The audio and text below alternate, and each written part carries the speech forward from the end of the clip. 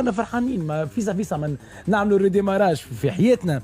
دونك سي محمد انا قال انه الانجاز نتاع المنتخب المغرب والكل في الصوت نتاعو ما بين الحزن والالم، ما بين مع الحزن والفرحه.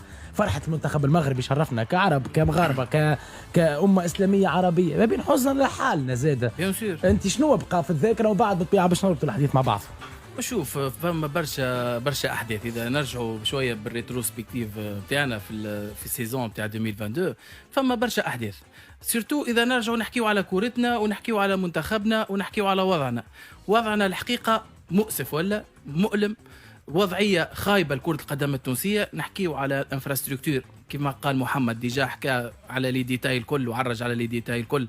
الانفراستركتور الور لا ولات تحزن. اذا نحكيوا على النيفو تكنيك للكره نتاع الكره التونسيه لا عاد نجموا نخلقوا ولا نصنعوا ملاعبيه معناتها ملاعبيه كبار كيف ما نظرائنا في الجزائر ولا في المغرب ولا حتى المنتخب المصري اللي كنا في وقت مضى كنا احنا السباقين باش نترشحوا للمونديال، احنا نشاركوا في اللي كوب دافريك. دونك الحقيقه كورتنا تعيش في وضعيه صعيبه، تعيش في ازمه، تعيش في كل في أسوأ حالاتها. هذه ما نغطيوش عين الشمس بالغرباء. مشاركه ديرنيرمون في الكوب دي موند هذه كان عندنا شويه اسبوار، كان عندنا شويه امل. قلنا سيرتو كي بدينا ماتش دنمارك وعملنا الماتش نول. شوف الفرق بيننا وما بين المغرب انهم امنوا برواحهم، امنوا بامكانياتهم، مدرب امن بالجروب اللي عنده، امن بالكاليتي جوار اللي عنده.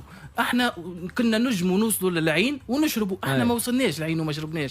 علاش؟ على خاطر ما كناش طموحين، ما كناش عندنا الاصرار الكبير، ما حضرناش كيف ما يلزم المونديال. اذا نرجعوا شويه قبل المونديال واللي حكايه الجارديانات والليستات وكيفاش ملاعب يتنحى وكيفاش ملاعب يرجع كفتوا بين عشاه نحيت.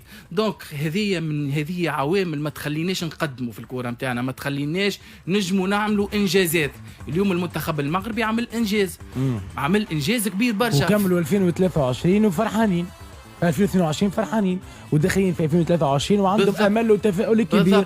ومعناتها اللي يوصلوا له في الكوب دي موند هذيا ان بوان دو ديبار ليهم. احنا شنو البوان دو ديبار نتاعنا؟ ما عندنا حتى ان بوان دو ديبار. احنا اذا نرجعوا ونحكيوا على كورتنا على بطولتنا ونشوفوا كيفاش مقابلات الذهاب التوما كملوا ومش نبداو فاز روتور اللي الور لا بالقانون ما تصيرش، وكيفاش معناتها ما عندناش بطل خريف، ما عندناش بطل خريف كما قلنا. معناتها فريمون معناتها ونورمالمون شوف ما بين الفاز اللي وفاز روتور اللي نعرفوا وين العاده نص شهر ليكيبات تاخذ وقتها باش تحضر فاز روتور.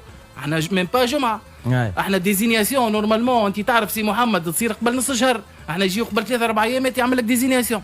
وين ماشيين بالكوره نتاعنا الله اعلم. تستغرب انيس انت غريبه معناتها. علاش مازال تستغرب؟ هذاك علاش المسؤولين هذوما الموجودين في الجامعه ومع العقليه مع المونتاليتي وناس مازالت متشبثه بالكراسي نتاعها. يا اخي انت مازلت مستغربه؟